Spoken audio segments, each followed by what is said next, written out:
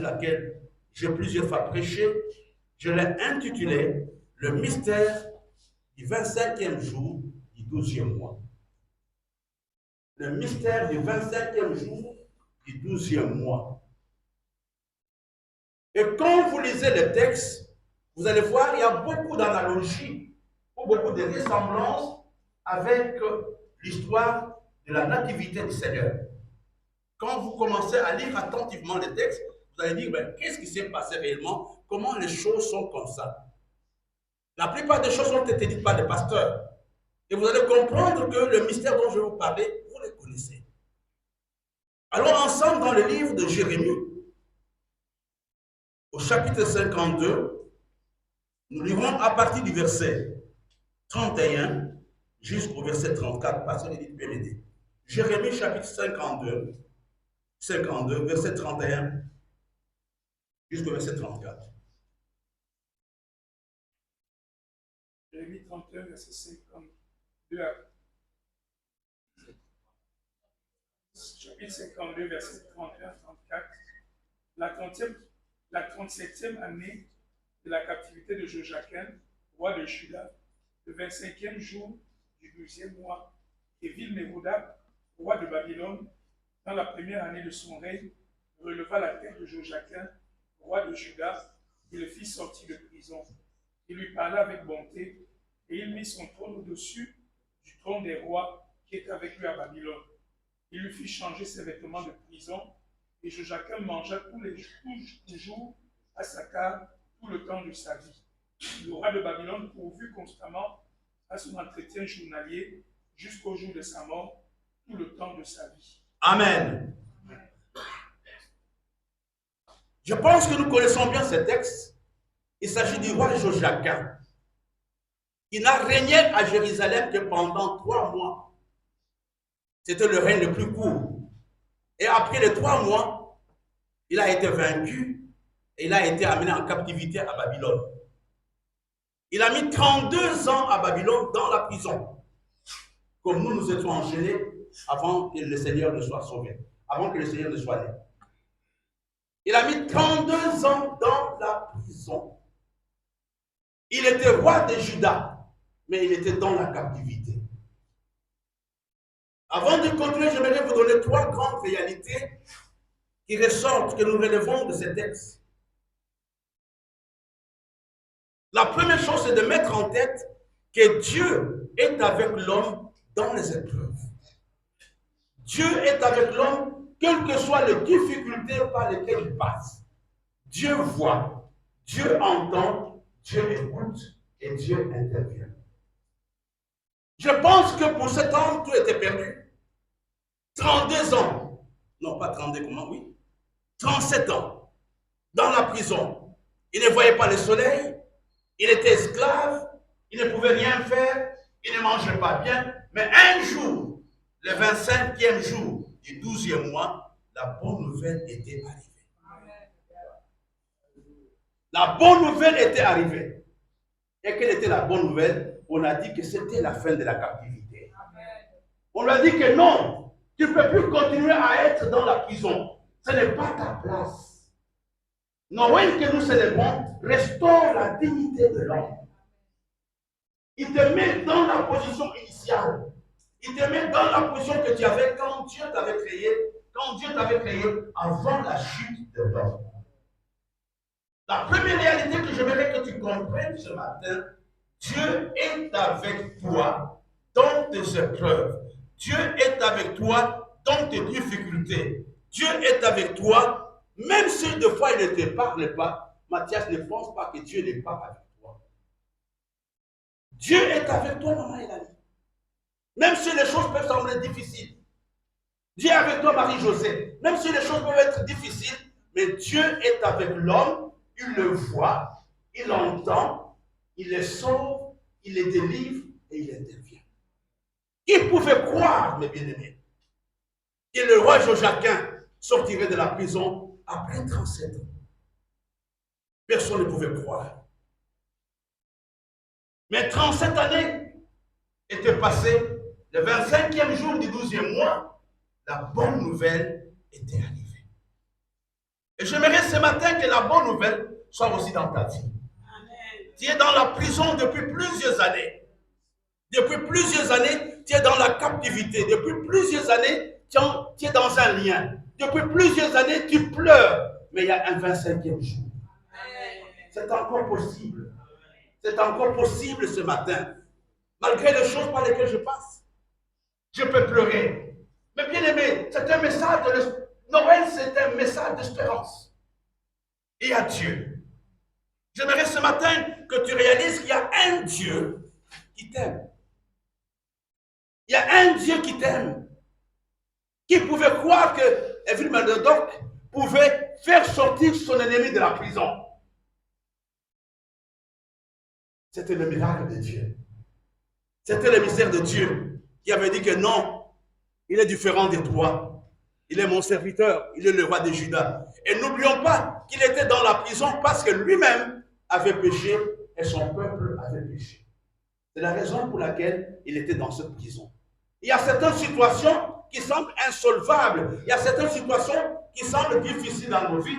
C'est uniquement à cause du péché de l'homme, à cause du péché de nos familles, à cause de nos propres péchés.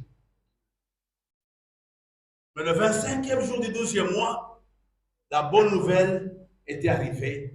Il fallait que le roi Joachim sorte de la prison. La deuxième réalité que j'aimerais que tu comprennes ce matin, c'est la disponibilité de la grâce divine. La première chose, je parlais, Dieu nous soutient. Dieu est avec nous dans nos épreuves, dans les moments difficiles, dans les moments les plus désespérés. Mais vers la fin, tu sauras que Dieu était avec toi. Aujourd'hui, mes bien-aimés, quand nous regardons notre parcours depuis que nous sommes arrivés, on dira que Dieu n'a pas fait grand-chose. Mais Dieu nous a soutenus pendant tout ce temps. C'est pas si vous réalisez, payer chaque jour, payer chaque semaine 100 000 francs. C'est pas si vous réalisez. Il n'y a que Dieu qui puisse faire ça. C'est un signal que Dieu te donne, que si tu persévères, je peux faire mieux. Si tu persévères, il y aura un salaire pour tes œuvres super. Si tu persévères, Roger, vous n'allez pas être que vous êtes. Il y a une autre réalité que je prépare pour vous. 37 ans de prison. 37 ans d'humiliation. 37 ans de mépris. 37 ans d'oubli. Il était roi, je vous dis. Ce n'était pas un petit monsieur, il était roi. Mais il s'est retrouvé dans la prison. Et qu'est-ce qu'il avait perdu? Sa dignité. L'une des choses que le diable fait dans la vie de l'homme, quand il nous attaque, c'est nous enlever notre honneur, nous enlever notre dignité, nous enlever notre respectabilité. Même si aujourd'hui tu penses que tu as perdu cette dignité, tu as perdu cet honneur, tu as perdu cette réputation, mais j'aimerais te dire, il y a une chose sur laquelle tu peux encore compter, c'est la grâce de Dieu. Amen. La grâce de Dieu est disponible. La grâce de Dieu est pour les hommes et les femmes qui ne le méritent même pas. Lui était un prince, il était roi d'un pays étranger. Il était en captivité. Le 25e jour, on est venu lui dire, tu vas sortir de cette prison pour aller vivre avec moi au palais royal. J'aimerais dire à quelqu'un ce matin, c'est le jour du transfert. C'est le jour du déplacement. Dieu va faire un shift. Il va te prendre de la honte pour te mettre dans la gloire. Il va te prendre de l'humiliation pour te mettre dans la respectabilité. Cela est possible, mes bien-aimés. C'est la deuxième réalité. C'est la grâce de Dieu. La grâce de Dieu est disponible aujourd'hui pendant cette célébration. Nous pouvons demander la grâce de Dieu pour nos différents besoins. Approchez-vous du trône de la grâce pour être secouru dans tous vos besoins. C'était le 25e jour du 12e mois. Ce n'était pas le même calendrier, c'est pour ça que j'ai parlé du mystère. Comment expliquer ça? Ce n'était pas le même calendrier et c'était beaucoup d'années avant même la naissance de Jésus. C'est la raison pour laquelle je parlais du mystère. Il n'y a que Dieu pour faire de telles correspondances, de telles analogies. Il n'y a que Dieu pour faire de telles similitudes. Et la troisième réalité que je mets devant vous, et là c'est pour quelqu'un, il y aura restauration. Non, tu ne l'as pas dit, dis avec moi Amen. Il y aura restauration. Il y aura restauration. Peu importe le dégât du péché, le dégât que le diable a fait dans ta vie, je déclare ce matin que la restauration reste possible. La restauration de ton ministère, la restauration de ta famille, la restauration de ton mariage, il y aura restauration. Nous le voyons avec Joachim, il est restauré. On le met au-dessus de tous les rois. Il retrouve sa dignité, même s'il n'était pas dans la même position, même s'il n'était pas dans son pays, mais il a été traité comme roi. Il a été traité comme un roi invité, comme non un roi vaincu. Non, tu n'as pas compris. Tu as compris ce que j'ai dit? Il a été traité comme qui? Comme un roi invité et non comme un roi vaincu. Il y aura restauration pour ton corps. Il y aura restauration dans toutes les relations que tu as. Tu peux croire que c'est fini, c'est perdu. Non, il y a de l'espoir, il y a de l'espérance pour ton œuvre. Tu croiras qu'on se parlera seulement après ma mort. Non, tu verras cela avant ta mort. Tu verras le salut de ton mariage. Tu verras le salut ou la joie d'être mère. Tu vas vivre cela. La restauration, Marie, est une réalité. Tu crois que tu travailles pour rien. Ce que tu as fait, je t'ai touché. Quand les enfants chantaient, surtout le deuxième chant, avec des voix coordonnées, et c'était ton travail, il y a un salaire pour cela. Amen. Les diaconesses, il y a un salaire pour ce que vous faites. Chaque jour, vous êtes debout. Vous êtes là. Un travail ingrat. Assis-toi ici, la personne refuse. Il y aura un salaire pour votre travail. Dieu est un Dieu qui restaure. Dieu est un Dieu qui met à notre disposition sa grâce. Dis-moi, Seigneur, ce matin, je reçois ta grâce. Ce matin, je compte sur ta grâce pour ma restauration. Peu importe les dégâts que le diable a fait, je suis convaincu que par la prière de ce matin, tout reviendra en ordre. Trois choses. La présence de Dieu dans nos épreuves, la grâce disponible et la restauration. Ce sont des réalités qui sont liées à Noël. Je vais terminer pour vous donner l'occasion de rentrer. Moi, je sais que vous avez préparé jusqu'à minuit.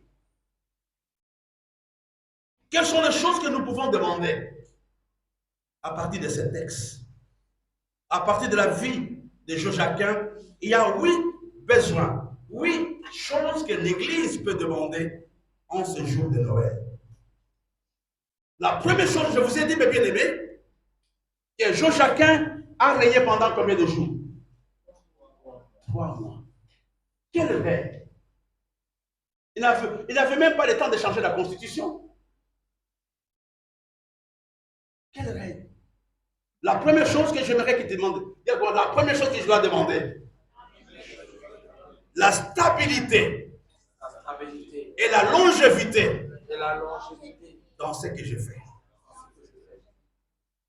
C'est ton besoin, c'est le besoin de l'Église, c'est la stabilité et la longévité.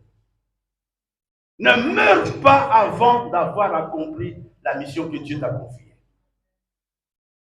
Que personne n'écoute ta vie sur cette terre. Tu dois accomplir le nombre d'années que Dieu t'a confié. Je parle à quelqu'un. À chaque fois qu'il tombe malade, il pense déjà au testament. Je parle à quelqu'un qui pense que le matin ne verra pas le jour. Dieu est un Dieu de longévité. Dis-moi ce matin, je maudis dans l'église et dans ma famille l'esprit de mort précoce. l'esprit de mort précoce. Je prends autorité Je prends autorité sur toutes les maladies chroniques. sur toutes les maladies chroniques. Je maudis ce matin Je maudis ce matin la mort précoce. la mort précoce. La mort précoce. La mort précoce. Je ne mourrai pas. Je ne mourrai pas. Je vivrai Je vivrai et je raconterai et je raconterai les œuvres de les l'Éternel. œuvres de l'Éternel. Aucun membre de ma famille, Aucun membre de ma famille, aucun membre de ma famille aucun membre de ma ne famille doit mourir ne doit mourir avant le temps de Dieu. avant le temps de Dieu. J'interdis J'interdis aux sorciers, aux sorciers, aux marabouts, aux marabouts, aux magiciens aux magiciens d'écouter d'écouter la vie la vie de tout cela que j'aime. de tout cela. Baisse la tête et commence à prier.